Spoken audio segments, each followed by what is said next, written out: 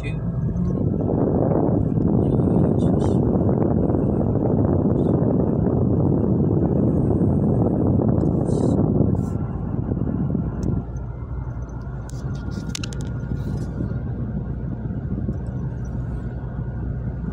ta mga katribo, pawas kalaay nani atong kinabuhi no. Ito ng kalaay pagod na sa atong pagkamaludahon.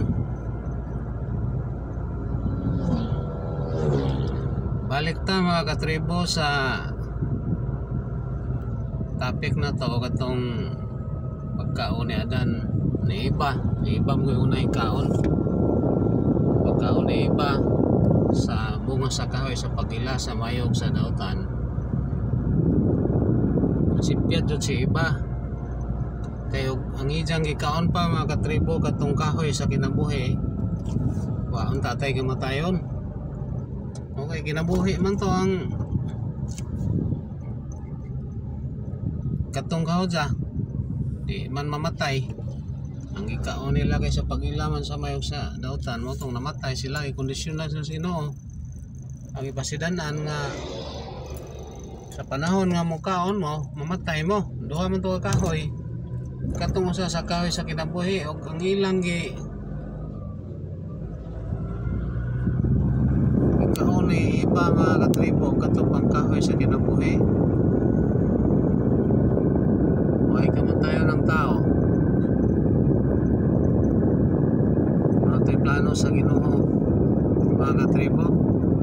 Sipyat kita si iba pag pili sa kahoy, bungas kahoy. Plano tayo kamatayon ng tao mga katribo kay ang katong kahoy nga itong ipili.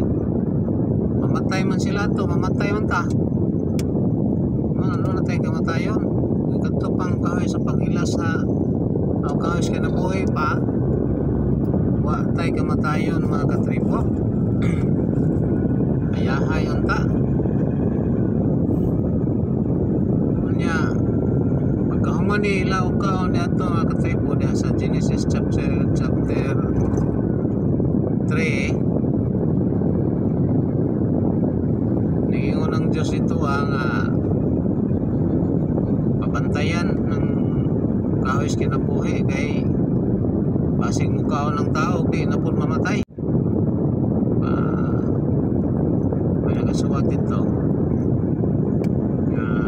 magkakaon di man mamatay itong ipabantayan to espada o kanang kirubin cherub. Ang espada magtusok-tusok dito kaya basig mundo lang tao makakaon di naman mamatay. O katong kirubin ay nagbantay dito. Nagihingin lang sila sa Diyos dito sa dapit nga silangan sa garden sa Eden kay maladyo sila ito sa kahoy sa kinabuhi. Ito ang tao doon na kamatayon mga katribo.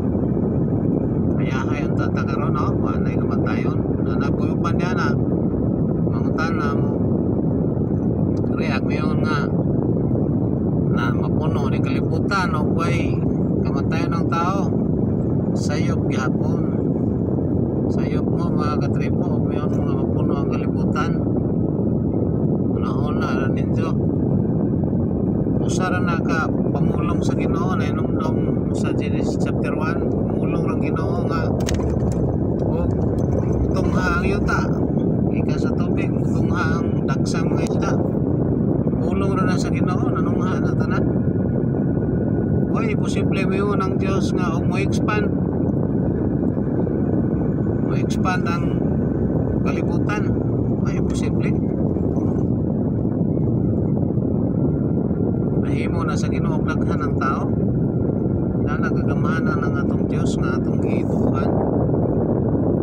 Mga katribo, God bless sa biyahe na to karon.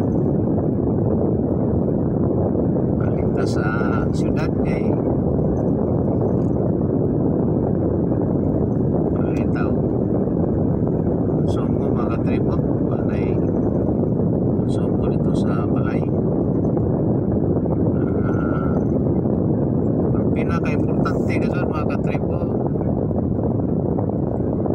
balik ta sa John chapter 3 verse 18 nga ang musalig may kinabuhing dayon gyud, ang di musalig Jesus Christ na hinukma na ka sa silot. Gusto nimo mahilangit, gusto ka magadtog langit, salig lang, salig ni Jesus Christ kay si mo atong manluluwas, si siya magaluwas sa atong mga kalag. Salig mo ni Jesus Christ, salig mo ni Jesus Christ ang magadtog langit mga katribo. Unay isuwat sa Bible mo ng kamaturan, wa na lain nga makaluwas sa pangalan lang ni Jesus. Acts chapter 4 verse 11 and 12 mga katribo. Mauna. God bless, no? Dahil manakupay mga katribo.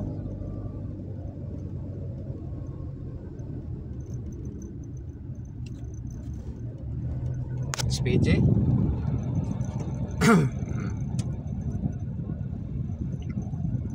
Marta na po lang ang SPJ mga katripo. Atong gidaon atong cellphone kay basing siplatan sukuan sa katong videoan mga katripo. Okay, balik ta nga ang kaluwasan pinagi lang yun pagsalig ni Jesus Christ. Panay laing imuhon sa tao, ipasadyo na sa Diyos Amahan, ipasadyo na nga ito nga musalig lang ta ni Kristo nga dyan anak, langit ka ano man doon kay si Kristo na ay naghimo sa itong kaluwasan. Ang Diyos na may nangitag pagi nga maluwas ta. Una na ay simple nga kaluwasan, ang ubang sektaron maglibog pa kung saan nga maluwas, maningkamot pa ang maluwas. Nanay pamagi sa Ginoo sa Diyos Amahan nga maluwas ta pinagi sa pagsalig sa isang anak, mangita pagkauglayan, libog-libogon pa yung mga utong nga ayahay na relax na kaso igon nagsalig magadto nagaglangit mga katribo. Baga mga katribo dawat na lang mataglimpyo ba kaya kitrabaho ana ni Jesus Christ katong nagbitay sa cross ingon dito it is finished, no? Natapos na sa mabasa nimo sa Juan. Doon kaya naghimo sa itong kaluwasan si Jesus Christ. Dawat na naman tao limpyo ba mga katribo. Ikaw na naman tang salig ni Jesus Christ mag-ato na tao langit, no? Parang kasayon mangita pa man po laing agyanan nga nanay laing nanay agyanan nanay laing agyanan nga sa zone ayahay ikaw na lamang kang musalig langit na ka. Amo pa mangita pag laing agyanan uho pa og laing agyanan nga nanay gibutang sa Bible. Itawag gini na si Kristo Jesus Christ o manluluwas kanang sa Katoliko kanay panon sa December ay kanta diha nga ingon diha nga may mahilig matag painit sa unang nga panahon mga katribo. Yung bata ta mahilig matag pagkaon-kaon binag December ka na mga kadlawon ingon man nga naikanta kay katuhang lola usab mo to sa leader diha sa simbahan si Lola na Marga ingon ito nga kanang panahon sa December mga katribo na ay kanta diha sa RCC nga si Kristo manluluwas na ay kanta diha kanta diha kay natawo na ang manunubo sa kalibutan, no? Si Kristo na manunubo si Kristo sa kalibutan mga katribo. Ano nga itawag na siya manunubos kay siya gusto yung nagtubos sa sala sa tibuok kalibutan. Siya mo'y nagtubos, siya mo'y nagbayad sa itong mga sala. Itubos ta niya tungod sa isang gamhanan nga dugo may nagatubos na to. Siya mo'y katapusang halad ang isang dugo may giula. Kaya ang requirements gud sa kapasayloan sa sala pinaging halad og dugo. Mana nga di mapasaylo ay mong sala og way paghalad og dugo. Karon ang paghalad og dugo mga katribo, ang dugo ni Kristo kay perfect man siya. Tanang sala. Kinsa mang tawanan to si Adan ang gisgutan dito. Pinagi pod sa usa ka tawo, no? Labaw pa nga makaluwas ang isang dugo, no? Pagwagtang pod sa sala. Dugo ni Kristo mo'y makaluwas mga katribo. Wa nay lain. Kay sa ingon ninyo nga ang kapasayloan sa atong sala nag-require na siya og dugo.